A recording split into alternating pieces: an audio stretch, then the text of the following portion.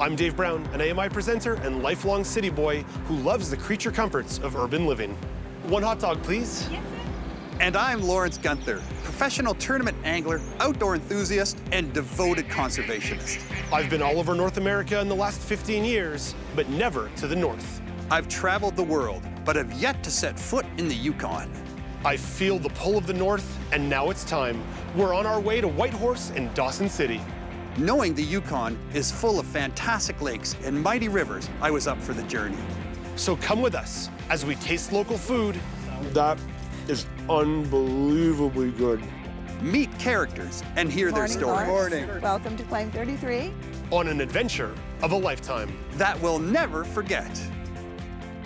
This is Postcards from the Yukon.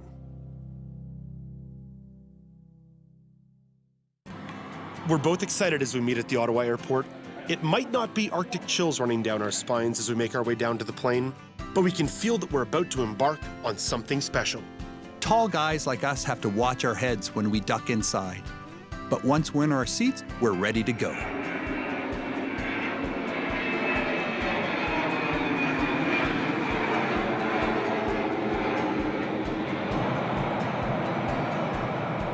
Eight hours later, we're in Whitehorse, the capital of the Yukon. Nestled in between mountains, this could be any small city in Canada, but had a little frontier flair that harkens back to the Klondike Gold Rush, and I can't wait to strike it rich prospecting. Along the fast-flowing Yukon River is where our adventure begins. I've got to get on the water and fish for lake trout and Arctic grayling. At the waterfronts, we take in the endless hours of daylight. This could be a challenge for an albino like me. It's so warm, unbelievably, it feels like Florida. Well, Lawrence, take a big deep breath of that air, eh? Yeah, it's nice and fresh. And that's clean air. I mean, this air traveled across the Arctic Ocean, right? So I don't think it's picked up too much impurities. Yeah. All right, well, listen, let's start the adventure. Right on. It didn't take us long to get out of Whitehorse, our first stop of the journey. We're off to Muktuk Adventures. Right now, we're on the side of the Alaskan Highway. Big puffy clouds in the sky, mountains in the background. It's pretty gorgeous, but what's going to be really fun today is an opportunity to go play with some huskies at Muktuk Adventures. I've been a guide dog user for 31 years, and it's so neat to meet dogs that enjoy their work. As we stroll down the road into Muktuk, over 100 huskies serenade us. Lawrence, the welcoming committee is here. We got just dogs as far as the eye can see, just kennels and dirt, and oh, there we go. I think I'm going to bring one home. It's going to be my backup guide dog. I just have to pick one that's not too fast. Yeah, we're going to build our own sled team. Owners Manuela and Jeff Larson also greet us. Oh, we're so excited to meet the dogs. Can't wait. Can't wait to show you. It will be a great day. We're going to have so much fun. As a dog lover, this place is heaven. I chat with Manuela about the kennel and its origins. We specialize in Alaskan Huskies. We have at the moment 140 dogs. About 85 of them are still working dogs, and the rest is retirees, and then there is 7 puppies right now. We started off as a racer kennel, like the previous owner, and still part owner Frank Turner. He used to run in the Yukon Quest. That's what this place started off. He started with a racing team, and then he decided, I'm gonna have my racing team, and everybody that doesn't want to race, I'll take tourists out, because they still love to run. They're just not into that racing mode. And that's how, you know, it was mainly a racing kennel, but some tourism on the side. And then over the years, when Frank was getting older, it became more and more of a recreational kennel, taking tourists out in the winter time. Manuela tells me the plan for our visit. We're gonna visit the puppies for sure. Everybody loves puppies, and it's a very important part for socializing them, is that they meet as many different people as possible while growing up. So we'll spend some time with them, and we'll definitely go for a walk to the river. So you'll feel that energy when they get to go running, and you feel they go back and forth, and they come to see you, and then you hear them splashing in the water. It's going to be real fun. The dogs know something is up as Jeff walks through the yard to let 5 huskies off their chains for our river walk.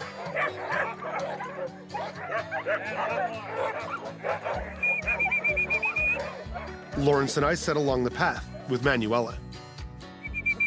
Hi, Destiny. Hi, Destiny.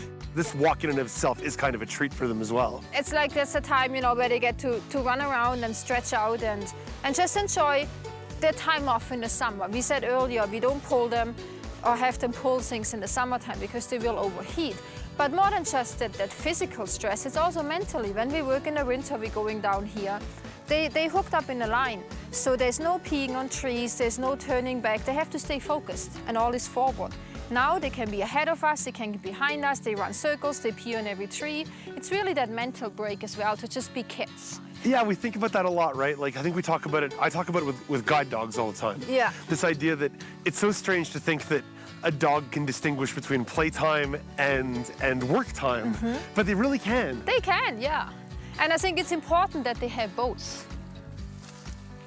Okay, so we're right at the edge of the river now. This is the Takini River. This is where we go sledding in the winter time. So this will be solid frozen in the winter, about 3 feet of ice, and that's where we take the dog teams on. So it's really flat for the mushing, so everybody can do it, like everybody. And the dogs enjoy the water. The huskies are water dogs. Yeah, some of them are, some of them not as much. And we all can see, like, I'll go in the water with them. The water is not really deep getting there. So if you guys want to take your shoes off, you know, put your pants up a little bit, we can waddle through the waters through the island there, and the dogs will be running back and forth between us and Jeff. I roll up my pants. Lawrence follows suit, or maybe I should say trousers. Oh yeah, let's take a little dip for our toes here. Dip a toe in the water.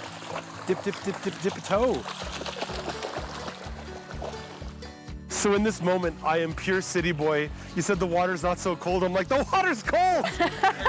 And a nice squishy bottom, eh? Yeah, the bottom is nice and squishy on your feet. Fawn! Fawn has to go around so she doesn't have to go in the deep water. Come on, Fawn. Good girl, Fawn. Come on. Come on. So there's Fawn getting her kibble, and off she goes again. Who wants one? Weasley's constantly standing next to you. It's such a sweet experience. It's pretty fun, hey? Just hearing them splashing in the water, and you can tell too, it's not cuddle time for them. Like when we go back and visit some in the yard, you'll see they're in their house, they roll over. That's, you know, like petting attention. When they're on their walks, that's their playtime. They wouldn't come and sit down next to you. It's like, okay, pet me. It's like, no, this is playtime. Cuddle time can be down the road here, so... Yeah, cuddle time is down the road. We give that a crack too. What was the importance of sled dogs in the Yukon for all these years the territory's been developed? It was just getting places in the winter time. Like so many places, especially like the further you go north, there was no roads. There's no ways, so you can't get places. Lots of those people had horses, but the horses don't work very well in the winter time. And rivers are frozen, and that's pretty much the only way you can travel is by dog team. Like, not as much right here in Whitehouse, but a little further north. People go to the hospital, go to school with their dog team. That was the only way of transportation they really had. I am in paradise in this moment. I'm sitting in the shade, and I've got a little tiny puppy asleep on my lap with her head on my arm. Manuela, who are these puppies, and how old are they? They are 20 days old today. And so their mom, Tink, is actually one of the rescues we have here. And so they hopefully be sled dogs when they're grown up. So they won't be working until like the next winter. And we have 3 boys and 3 girls. And the one you're holding right now is Sparrow. And Sparrow is all pretty much fast asleep in my arm right now. 11 years ago, Manuela arrived from Germany on a work and travel visa. I came to the Yukon to work at a different place, actually, to work at a horse farm, and ended up here totally by coincidence. And when I came here, it really felt like home. It's like you got 140 dogs, they love you unconditionally, no matter your mood, they're always there for you. And I just really enjoy spending time with them, being out there, working outdoors, you know, being in the elements. Meeting her future husband at Muktuk made the move permanent. Lawrence and I joined Jeff Larson in the main yard for one more immersive husky experience. So, Jeff, we understand you can talk dog. Can you show us, man? Can you teach us how to talk dog? Well, I'll give it my best. There's no guarantee, but we'll see if we can get them all to howl for you. Sounds good. So you gotta start very lightly, and then so we'll see if we can lead them on.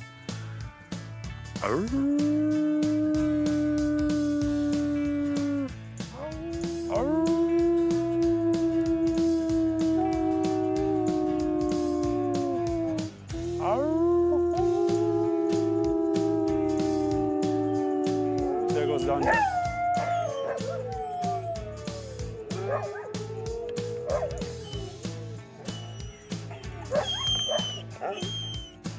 Well, I thought we had pretty good harmony, personally. I think we should start a band, man, an a cappella group. Yeah, we'll call it Hide Your Dog. Yeah, that'd be awesome. Learning to talk dog rounds out our day at Muktuk, and we're off. So how many dogs do you think you met today, Dave? Oh, 7 or 8 I got pretty close with. That leaves how many to get to know further? About 135, big guy. All right, we'll have to come back sometime. I think we better book a month. That would be fun. I wouldn't do it. How can you say your favorite part of the day wasn't holding 20-day-old puppies in your arms and on your lap, and they're licking and they're whining and they're clawing? But what I've also got to say is taking that walk down to the river and getting my feet in the water and the dogs splish-splashing around me. Oh, that was cool. Oh, that was so cool. To meet people who care so much about the welfare of dogs is amazing. I mean, these people are rescuing dogs from all over the Yukon territories, all over Canada, and they're paying for the whole thing through tourism. It's a real dedication of love to animals. It's beautiful to see. We'll be right back with more Postcards from the Yukon.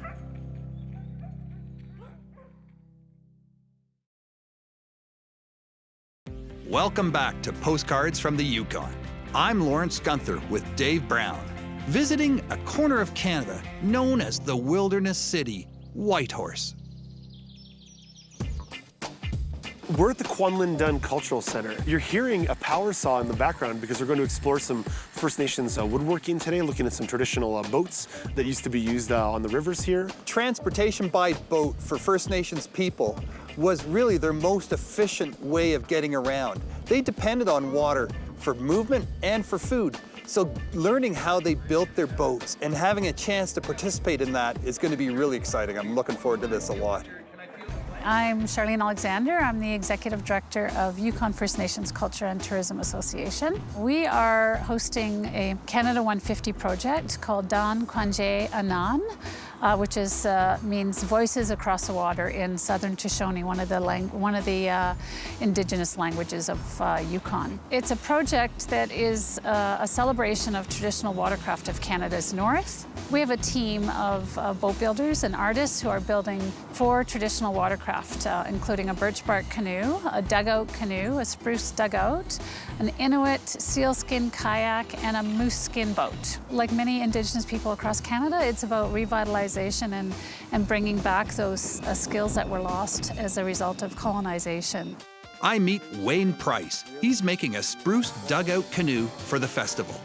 I've been carving totem poles and dugout canoes since I was 12 years old. So you got a bit of experience here. Oh yeah, I made a few chips. You made a few chips, and some boats came as a result. Yeah, the boat you have your hand on is my 11th dugout that I've ever built. And how big is this boat? This is a 22-foot Tlingit-style river canoe carved out of spruce. So what kind of tools would you use to make this? You're not just using sharp stones anymore, are you? Oh no, this is called an elbow adze. Yeah. Oh wow, look at that. Yeah, no, this is the branch of a tree. This is the branch. Yeah. One side of the V-shaped branch fits in my hand, and the other side holds the blade. Yeah, okay. So you're scraping like this, pulling towards you all the time? No, we make chips with that. And we're standing just chopping, chopping. Yep. And it's all tied all together with a piece of string. Yeah, up here? Yep.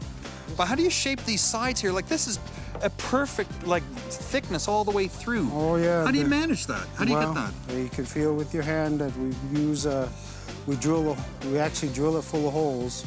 Okay. Oh, there's one. There's one. Little dowels. There's dowels. Yeah. And those dowels are 1 inch long. Yes. And we put those dowels in. Then you got to feel. They're coming out this side. Yep. So when you get to the end of the dowel on the inside, then you know you're at 1 inch. So the dowels are your indicators? Yes. So you don't need fancy micrometers or special gauges? If you're a good dugout builder, a piece of string and a stick. It's all you need? It's all you need. This is for the boat? Yes. Wow. Yep. I've barely introduced myself to Connie Jules, and she has me helping her move the moose hide that she's fleshing. With the hide draped over a log frame, Connie gets back to work. You have to be pretty strong to be able to do this. Oh yeah, I'm cooking it with the iron. That's what that was. I could hear it sizzling, And I thought, what So is that cooks that top layer of skin. just so you can scrape it off a little bit. And what are you scraping with? Can I feel Scraping it with, What is this tool? we call it in our language a kahana, but Oh, it's like a, it's like we call it a log scraper. a log. I feel the long blade between the two handles that Connie pulls down the hide. So that's why you have it on this round log here. Yes. So you can use that. But it's not very sharp, is it? No, it's dull. You don't want it sharp. You don't want it sharp because you'll cut it up. You'll rip the skin you'll shred the skin. Yeah. It will take 3 hides to cover the wooden boat frame. Well, it started to rain outside, but of course, knowing me, I found the tasty treats. I'm here with Winnie and Sam, and you guys have a very special ice cream you're making. Can you tell me about it, what kind of berry you're using, and a little bit about it? Well, we call it the soapberry, but Sam's going to teach me the proper Tlingit word for this berry. The Tlingit language is Huxley. Huxley. Huxley. Huxley. Huxley. Your whip is just like a whipping cream. Winnie, you want to give it a quick whip here so we can get the sounds? Yeah. It works faster. So it gets nice and thick and creamy. Yeah, so there's nothing in here except the berries and the water, the juice from the water. Later on, I add some sweetener. So I would be remiss if I didn't ask permission. Can I please have a taste? Of course. Big metal bowl.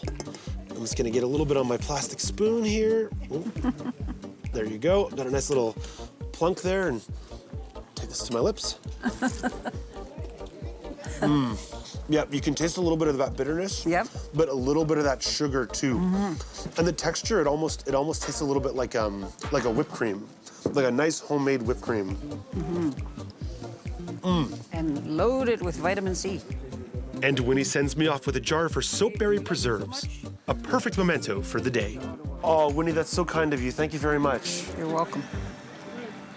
Lawrence, I really thought you were gonna get in one of those boats, get in the river, and sail away. I thought you were gonna leave us. You know, to hang around with people like that have so much nautical experience, so much passion for being on the water, and understanding the importance of connecting to the water, it was like a dream come true. I don't know about you, Dave, but I just loved it. Yeah, I thought it was really neat, and just seeing kind of the different cultures from the territory who all wanted a boat, right? 14 different First Nations cultures in the territory. They all wanted to build a boat, but they did it in a different way, and that was so cool, making the best of what they got. Let's be honest, Lawrence, that soapberry ice cream, that was pretty good too. So good eats, good adventures. Oh, man. This one's gonna keep going. Yeah. More postcards from the Yukon coming up after the break. Welcome back to Postcards from the Yukon. I'm Dave Brown with Lawrence Gunther, checking out Canada's smallest territory.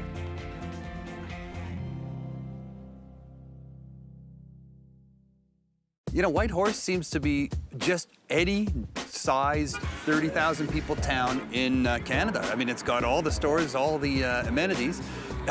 If it wasn't for the mountains and the beautiful river flowing right through the middle of it, you could be anywhere in Canada. Size of the town, I'm actually impressed. It's a little bit bigger than I thought it would be, but everything's walking distance, which in the low vision community is always kind of nice when you can just go for a stroll to get places.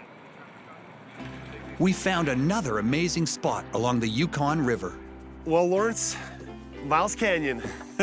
Taking this wood suspended bridge over the water, electric blue, sort of emerald water. It's gorgeous. Why is the bridge creaking so much? Okay, yeah, this wood bridge is creaking quite a bit, Lawrence. I'm getting a little nervous. So, Dave, the trick is when you're crossing a bridge that has a lot of movement, is you stagger the length of your step. So too long a short, a too long a short, too short. That way it doesn't start to bounce. Okay, let's jump. Ready? One, two. Yeah, we'll just dive in, no problem. My fear of heights will be totally fine. We are safely back on the riverbank, and my knees have stopped knocking. Fishing is our next stop along the way here, and to say that I'm an amateur fisherman, even that would be a stretch. To say I'm a beginner fisherman, that would be a stretch. I am a pure newbie, a flounder. I don't know, what's like the smallest form of fish? That's about what I'd be in the fishing game. So I'm kind of hoping with an expert like Lawrence Gunther on my side, maybe we can bring something in. I get a chance to teach my friend here, Dave Brown, how to catch a big fish or a fish. Any fish would be nice.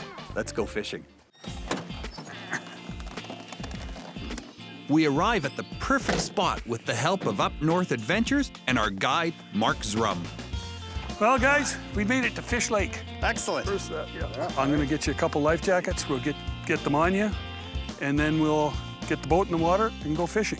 Sounds We're gonna like a fish plan. today for lake trout first, and then we're gonna try some Arctic grayling. You let me know how I can help Mark getting the boat in the water, buddy. Well, I'll get you to hold the rope when I back the trailer in, and when the boat comes off, just pull it in the shore, and then we'll all pile on and disappear down the lake, okay? Sounds like a plan. And I'm just gonna look pretty. Well, hey, someone has to. With the boat in the water, we climb aboard and start to cruise across the lake with Mark at the wheel.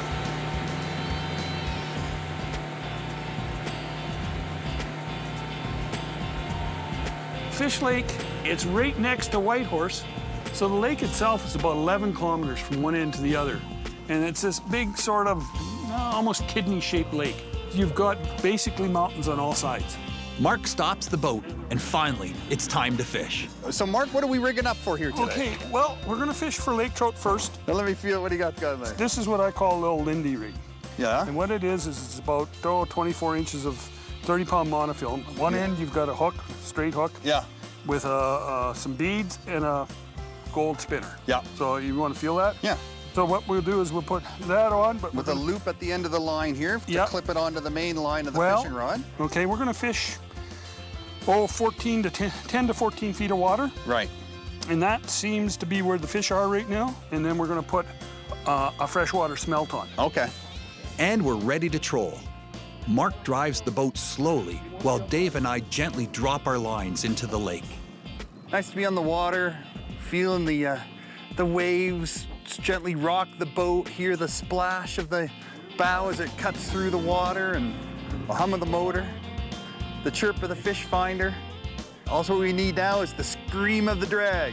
Working as a guide and on his own time, Mark spends about 200 to 300 days a year in the outdoors.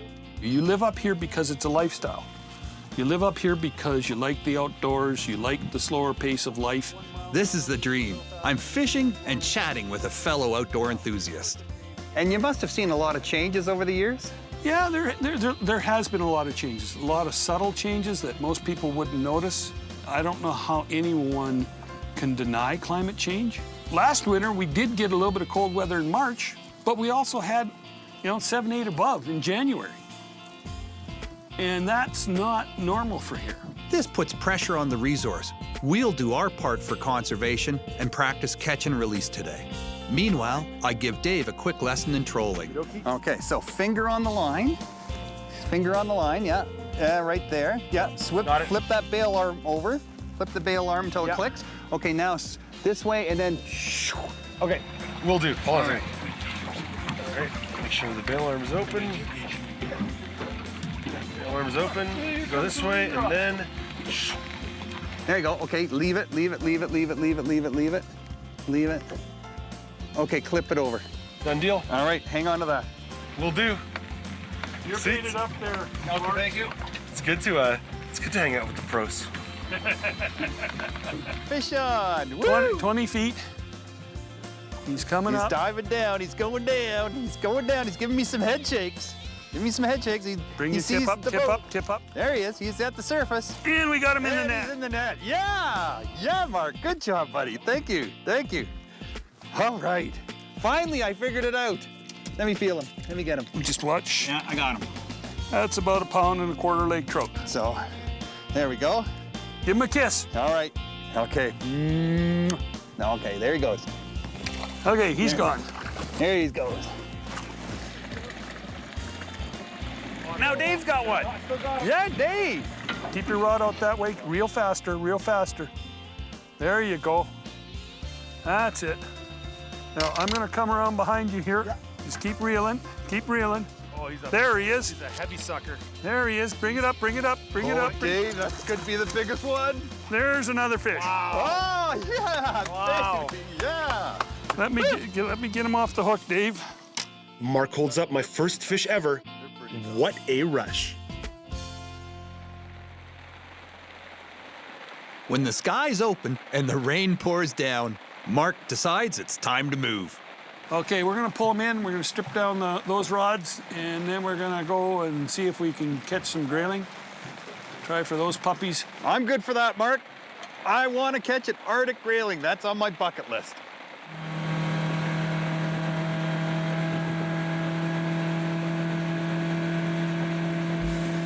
Okay, guys, we're at the spot. We're gonna get out our ultralight rods. 4-pound test, some little Panther Martins, and then we're gonna get close to shore. And what I'm gonna do is put one of you up on the bow, so don't fall off, please. Dave, you hear that? I'll do what I can. No, I'll go on the bow, buddy. We'll put one guy at the back. We're casting in this spot, continually putting our lines in the water and reeling back in. Okay, we're in fishing country. Get out there, do something, be useful. I'm on the bow, ready for my first grayling, and Dave's busy casting off the back of the boat. Someone catch a fish. I'm just casting out this really light lure. It's a little spinner lure. It's probably got maybe a 1/16 of an ounce on what they call ultralight fishing tackle. So the rod is as bendy as a willow branch. Fish on. Okay, just bring him in slow. Bring up the tip. Oh my God. Bring up the tip. Oh my God. Bring up the tip. I can't see him. I got him. You got him. Yeah. Grayling. Oh my God. Oh my God. Okay. Got him. Okay. Got him. Here you go. Look at the fin. Look at that. Look at that beauty. Oh, look at the size of those side fins. Just hang on to him. He's gonna. Yeah, he's gonna jump in a second. Look at that big dorsal fin. It's like a great big feather along its back. Oh, he's beautiful. He's going in. Bye, little fella. Bye, little fella. Oh, yeah! Mark, thank you. Thank you so much. Good on you. Oh, man. That felt good. And with that bucket list fish caught, we call it a day and head back to shore. Nice to be back on dry land again. Oh, fishing with Lawrence and our guide Mark was really cool. Awesome to get the perspective from experts, from dudes who spend all kinds of time on the lake and really enjoy themselves, and gave me all kinds of little pointers, whether it was reeling out or reeling in or just being patient and learning how to enjoy the day. My first Arctic grayling, you know, I've been listening to people catch these things on TV fishing shows all my life. From red fisher when I was a little kid, you know, from all the way along. And you can't catch these fish in Ontario. You have to come to the territories. You have to come to the Arctic to catch an Arctic grayling, and I did it. I'm thinking I may possibly become an outdoorsman ever so slightly, at least like maybe my big toe. This has got to be one of the best Yukon adventures I'll ever do in my life. It's so much diversity, so much opportunity, so many new experiences every day. We're off to the next stop. We'll be back after the break with more Postcards from the Yukon. Welcome back to Postcards from the Yukon. I'm Lawrence Gunther with Dave Brown. We're traveling and tasting the best that Whitehorse has to offer.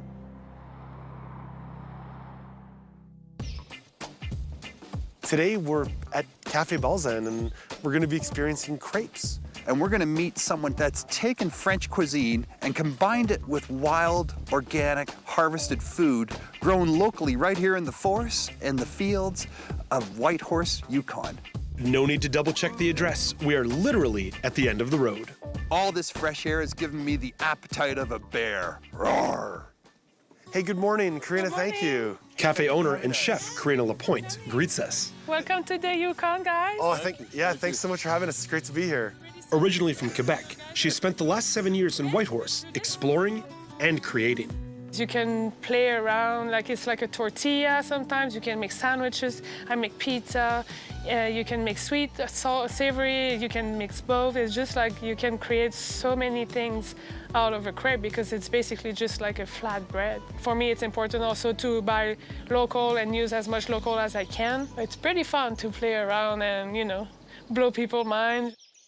We finally made it behind the table. We're getting a promotion in life, Lawrence. Karina, before we actually get to the cooking of the crepes, because we want to so badly, but we need to talk about the ingredients that we have on the table in front of us first. Okay, we start with the crepe batters. We have the sourdough batters. The sourdough is important in the Yukon. If you're been here for 1 year, you're sourdough, that's how they call you. So that's a reminder on the crepes here. That would make us tender feet. Yeah, very much so.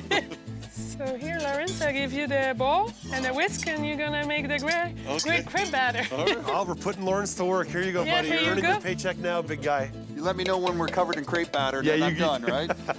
Lawrence is pretty good with the whisk. Karina adds water and dry ingredients to the mix.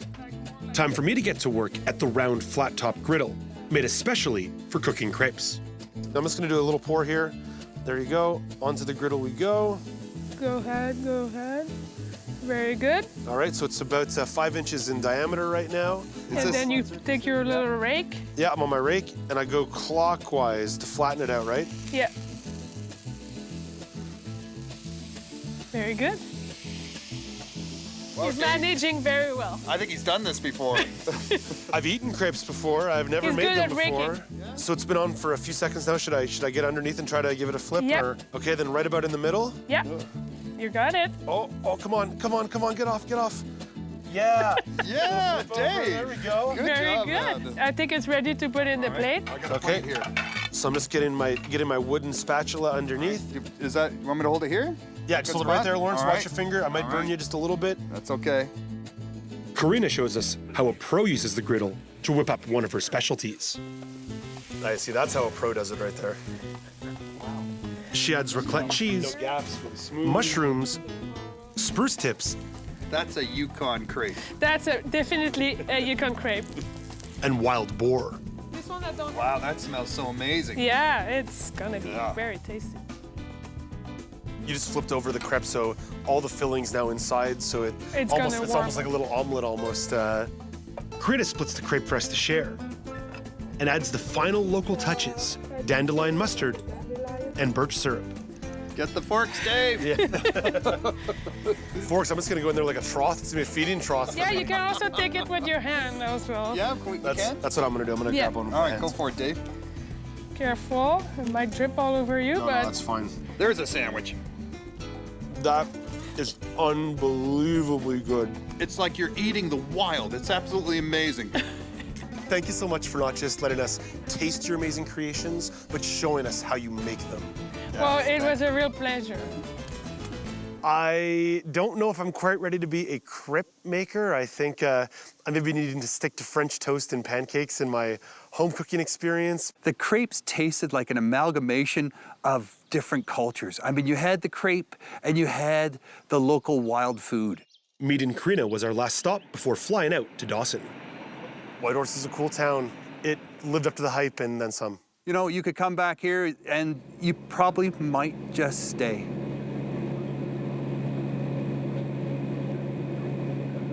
Here we are in Dawson, Yukon. My goodness, walking on an old boardwalk. What's also neat is when you're on most of the streets, they're gravel, so you hear that crunch crunch underneath your feet no matter where you're walking. It's pretty neat. I'm standing downtown Dawson, Yukon territories, just up from the Yukon River, where the Bonanza Creek flows into the Yukon River. And back in 1897, they found gold in that there creek. And a year later, 100,000 people showed up to get their share of it. Well, we're a little bit late, but we made it. I feel like I got into a time machine, and I've always been pretty game with the idea of time travel. There's a saloon maybe about 40 feet behind me, and from where we're standing, you can just hear the slightest bit of dueling piano. I feel like I'm ready to go get some bourbon in me, go have some fire water, and just go have an adventure, and maybe, you know, have a little six-shooter shootout as well. As much as I'd like to think I'm gonna find myself a big pile of gold and leave here with a bag full of it, I doubt that's gonna happen. But we are gonna meet an interesting gentleman who's gonna take us out on the river and show us a salmon wheel. Now that's pretty cool technology. I have no idea what a fish wheel is. I know nothing, de nada, zero. As far as I'm concerned, a fish wheel is something they use for obese fish so they can get more exercise, kind of like a hamster wheel. Lawrence, this is it, man. Fish Wheel Charter Services. This should be good. Oh, man. Riverboat tours. Here we go. Oh, we're going to get on the Yukon. Tommy Taylor is the only First Nations tour operator in Dawson. He runs a 24-foot flat-bottom riverboat. Hello there. Hey, Tommy. How's it going? How you doing, sir? Good. Nice to meet you. Tommy grabs us a couple of life jackets, and we're off to start our voyage.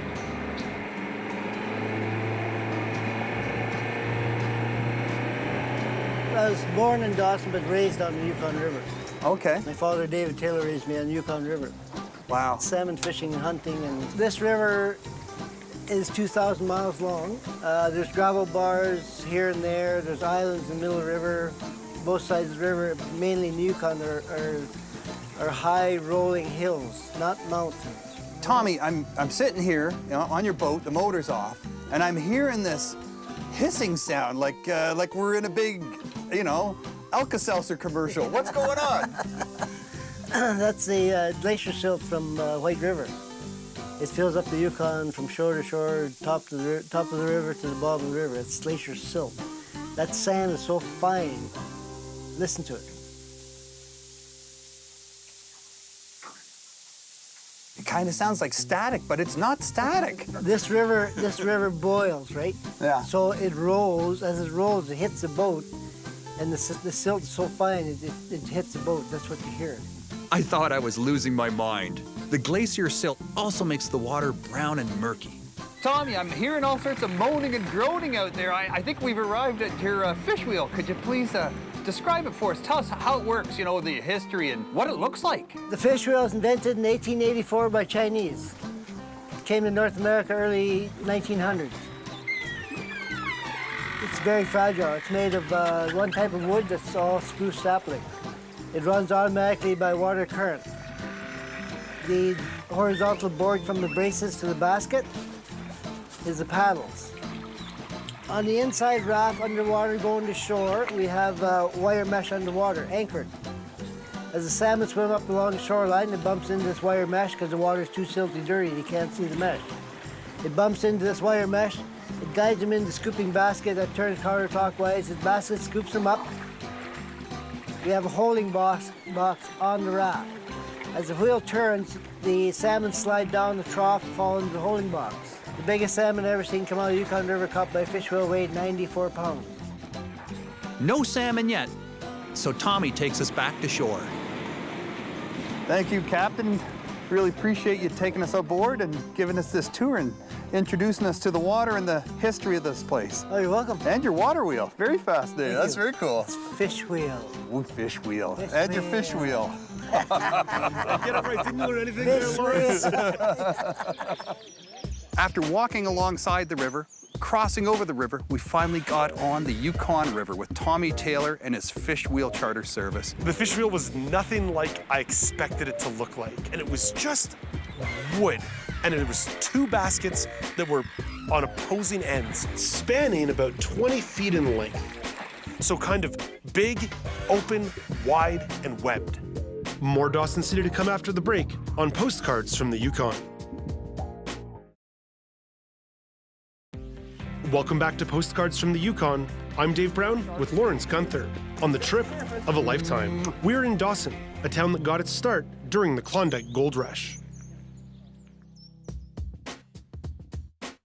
Looks like we've got some original buildings here, Lawrence. I say that because they are dilapidated. Are these the kissing buildings? I think that's it. You want to give them a feel? Absolutely, man. I've been looking forward to this.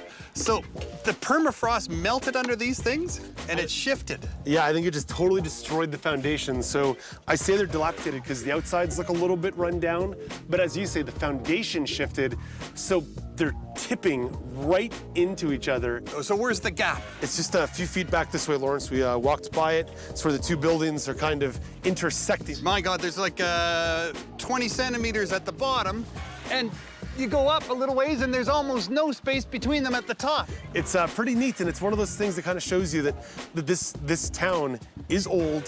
What do you say we keep walking along here, Let's do Lawrence? it, man. Let's go. Right. I know that there's quite an artistic culture that exists today in the Yukon. a very large number of artists per capita live here, whether that be Whitehorse, whether that be Dawson. It's a place that seems to inspire creativity. But that dates right back to almost the inception of people arriving in Dawson. They call this the writer's block, Lawrence. Why do you think that is? I think this is where the Robert Service and Jack London cabins are. Oh, two great authors. What do you say we split this one in half? I'm taking Jack London, buddy. He's my hero. All right, Robert Service it is for me. All right, we'll catch up with you later, pal. Absolutely. Jack London has moved up here when he was 21, right at the height of the gold rush, found himself a little cabin in the middle of nowhere. They found that cabin 40 years later, moved it into town. Okay, so Lawrence, let's head towards the cabin over here. Oh, I'm looking forward to seeing this cabin. Now, it's just a little bit taller than you, fortunately. Helen Winton is my interpreter and guide at this museum dedicated to Jack London. He was the most popular writer of his time. Yeah. He was the first American author to make $1 million for his writing. Gotta love that. He came up here in 1899 to get rich with gold. But Just like the other 30, 40, 100,000 people that were looking for gold, eh? Exactly. Wow, the cabin is really small. It's maybe 10 by 10 feet. These are the original Jack London Yukon logs. Considering that he was here less than a year, he has managed to describe the North better than almost anyone else besides, or together with Robert Service. We duck inside the low door and step into the past. There are some artifacts in here that may or may not have been left behind by Jack's crew. We have no way of knowing, but they were definitely here in 1936. One is just to your left, which is I know, that's a stovepipe. It's going right up through this log roof. My goodness, so you got a metal stovepipe about 8 inches in diameter. Yeah. Coming down here to this iron stove. Yes. That's really more of a metal stove, isn't it? It's more of a tin stove. Tin stove. And it's sitting on rocks? Yes, the rocks, I guess for fire prevention, plus the rocks would build up heat. So Helen, where would Jack have slept in this little cabin? Well, if we move over here just a ways, All right. he would have slept Following you. on one of these two handmade beds. If you just put your hand down, you'll These are just logs. They are. This is not a springed mattress. No. No spring to them whatsoever. I can't imagine sleeping on these logs. Well, put your hand just ahead of it. What's that? That's an animal hide. Yes, it is. What would that be? This is a fairly large caribou hide, which it's soft. It is soft. But it's thick too, right? Like that's almost like an inch thick. It could thick. be moose, but I think it's caribou. Yeah. So that's stretched out on the logs, and that would be the mattress, and right. retain the heat. Yeah. That's beautiful. I could do that. The guy is a true hero and a true legend. It was really an honor to be in that space. One of the things that we're going to be experiencing today is learning about Robert Service. I think I remember in high school reading some of his poems, but the guy's called the Bard of the Yukon, the Shakespeare of the Yukon. That's wild. So I'm really curious to learn more about his work, his writing, and who he was.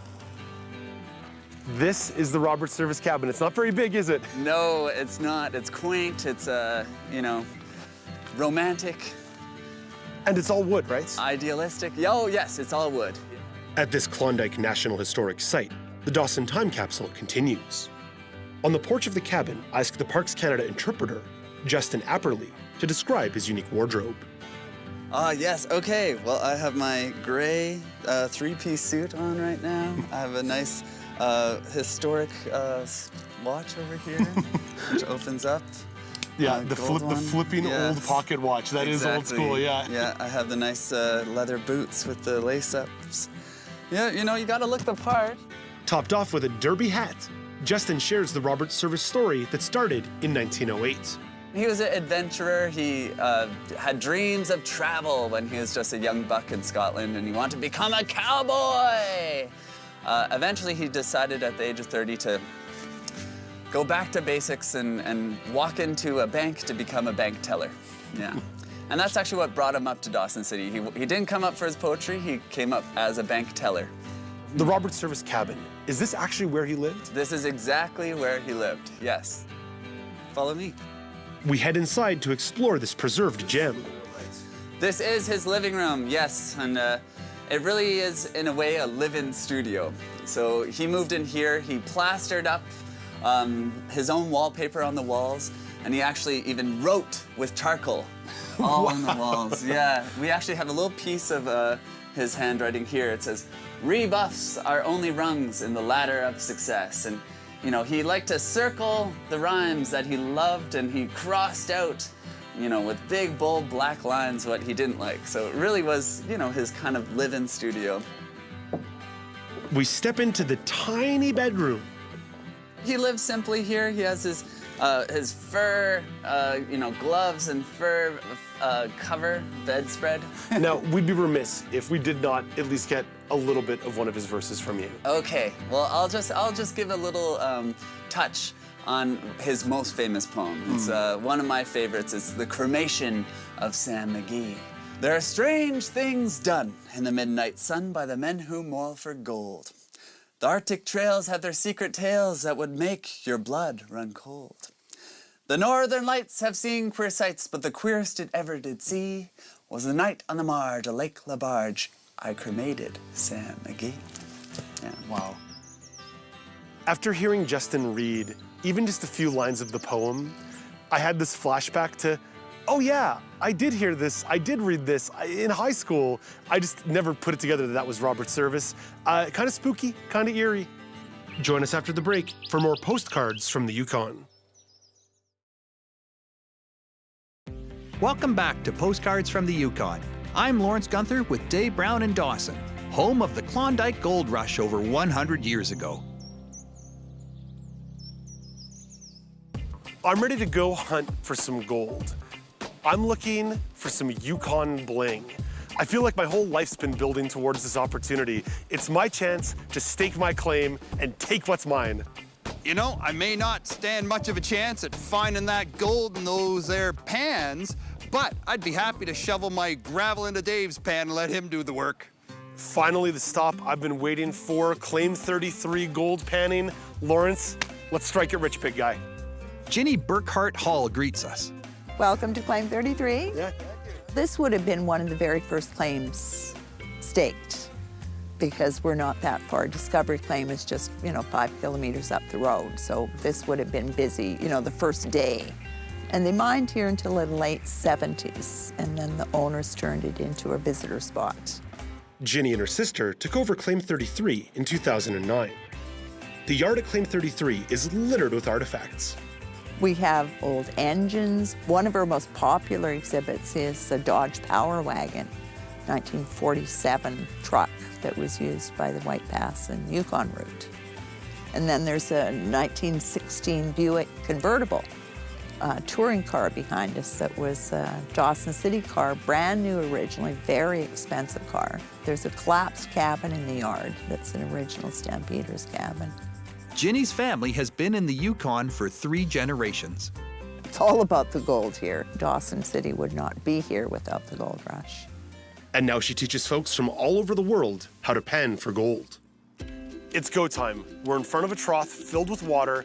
We are going to be gold panning. Ginny, what do you have in your hands and what are you about to walk us through? Well, I have 2 gold pans with dirt and Klondike gold in them. Guaranteed? Guaranteed. Just all one right. for you, Laura. Thank you so much. One for you, Oh, Dave. it's heavy. Yeah, so the pan's about the size of a typical mixing bowl, give or take. These are traditional Klondike gold pans. Here we only use steel. Gold is 19 times heavier than water, 6 times heavier than your typical dirt. Everything else will wash away in your pan and the gold will stay. It's just that simple. We'll see if it's that simple for us. Well, you want to put water in first. Okay. All right. And how much of the bowl should we be filling up?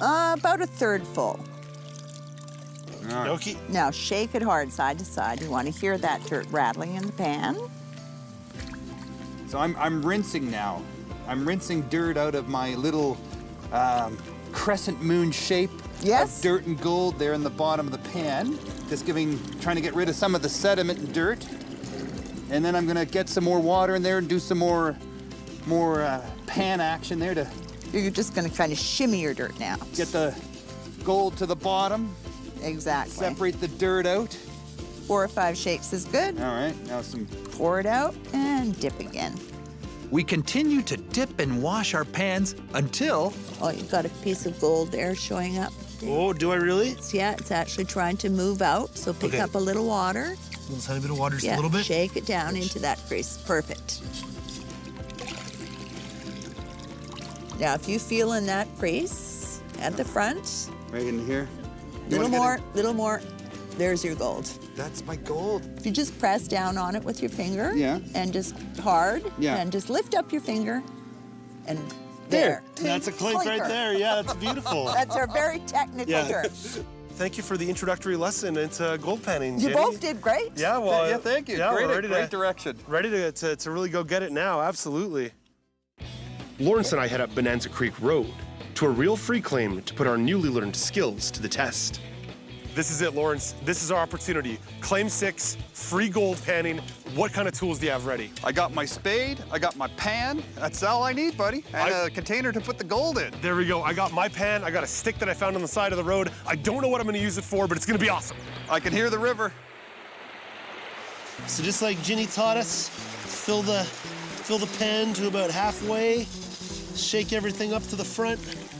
Well, I thought I'd go somewhere maybe where no one's tried before, which is probably highly unlikely, but a little bit away from the river into some of the stream bed here. But it's really hard going.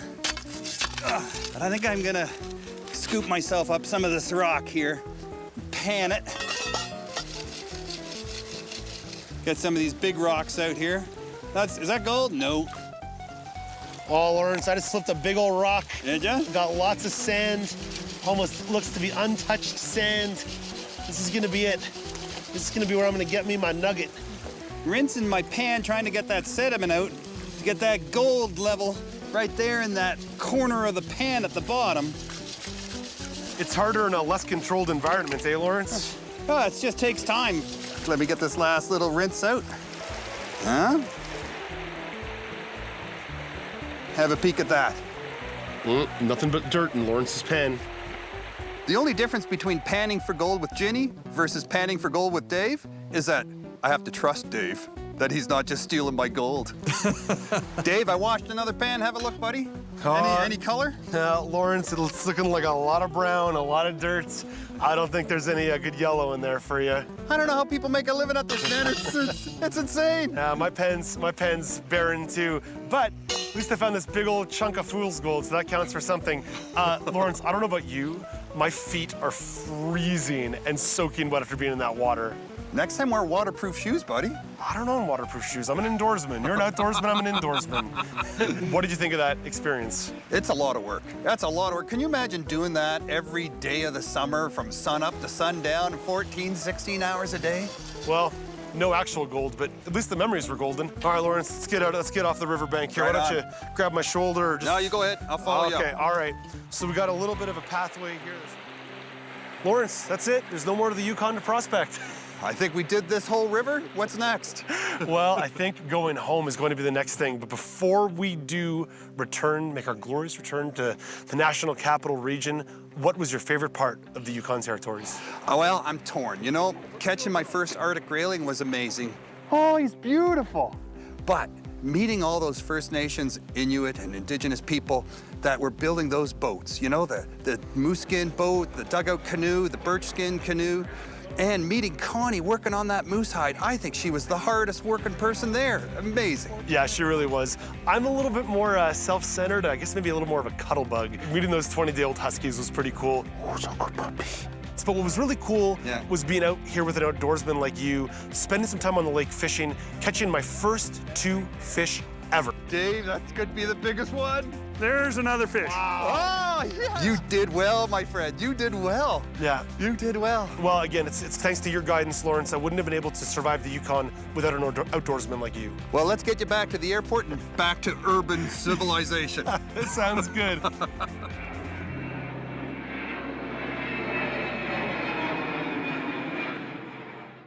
Hosts Dave Brown, Lawrence Gunther, producer Lisa No, director of photography Darcy DeToni, editors Darcy DeToni, Sebastian McKenzie, graphics Mike Smith, integrated described video specialist Emily Harding, audio post Bruce Baclarian, associate producer Tessa Lai, Post-production supervisor, Jennifer Johnson. Senior producer, Michelle Dudas. Director of production, Kara Nye. Director of programming, AMI-TV, Brian Perdue. Vice President programming and production, John Melville. President and CEO, David Arrington. Copyright 2017, Accessible Media Incorporated.